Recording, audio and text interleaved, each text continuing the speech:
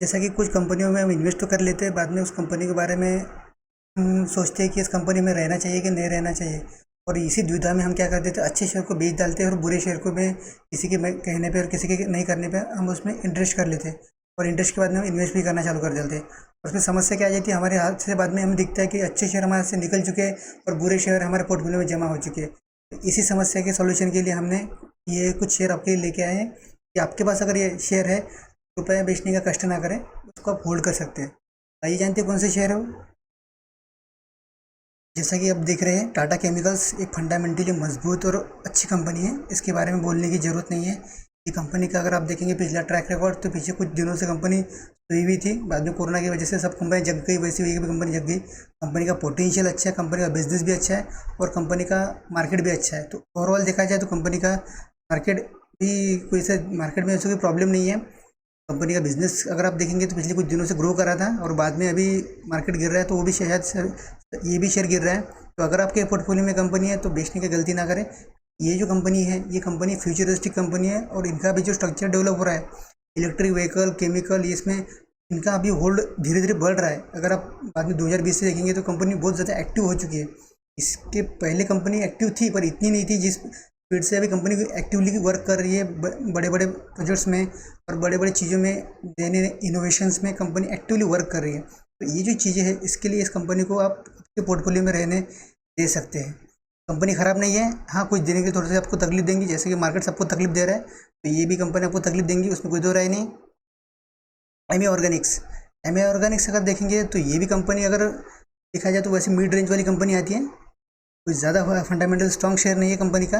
और कंपनी का अगर बिजनेस मॉडल देखेंगे और कंपनी का जो कैपिटल वगैरह देखेंगे तो अच्छा खासा है। कंपनी पिछले कुछ दिनों से अच्छे खासे ट्रेड कर रही थी और बीच में कोरोना आ गया, कंपनी 1400 के आसपास भी जा चुकी है, हाई लगा चुकी है। बाद में कोरोना के आप चार्ट पैटर्न देख रहे होंगे, कंपनी कंटिन्यूसली गिर रही है। देखते हैं कंपनी कब से रिबूट करती है। पर ये कंपनी अगर आपके पास है तो भूलने की बेचने की गलती ना करें, क्योंकि ये कंपनी का जो बिज़नेस है और कंपनी है, ये मल्टीबैगर कंपनी बनने वाली है।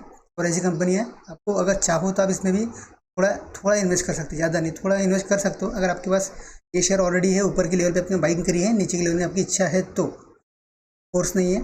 आप थोड़ा सोच विचार करके भी इस कंपनी में इन्वेस्ट कर सकते हैं, क्योंकि कंपनी रिस्क की फैक्टर में आती है, थोड़ी सी ज़्यादा नहीं, थोड़ी रिस्क फैक्टर में आती है। देखिए कंपनी गिरती है और चढ़ती भी है, वैसे चार्ट पैटर्न से आपको इसमें इंडिकेशन दिख रहे होंगे। ये देखिए ऊपर नीचे ऊपर नीचे। तो तीसरी हमारी कंपनी है जिसके ऊपर नज़ारा टेक्नोलॉजीज़, नज़ारा टेक्नोलॉजी के बाद ये देखिए 32% कंपनी एक साल में गिरी है।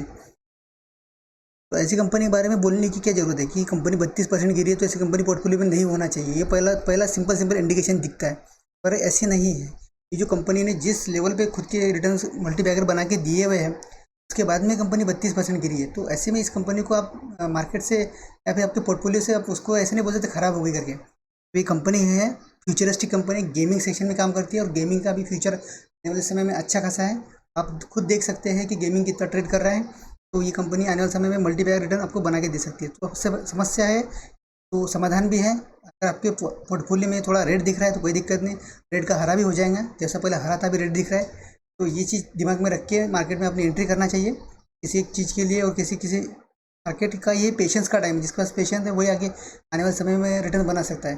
तो आप तीनों कंपनियां अगर आपके पोर्टफोलियो में होंगी तो बेचने की गलती ना करें, ये आपको रिटर्न बना के देने वाली कंपनी है। Thank you for watching video, stay continue with us.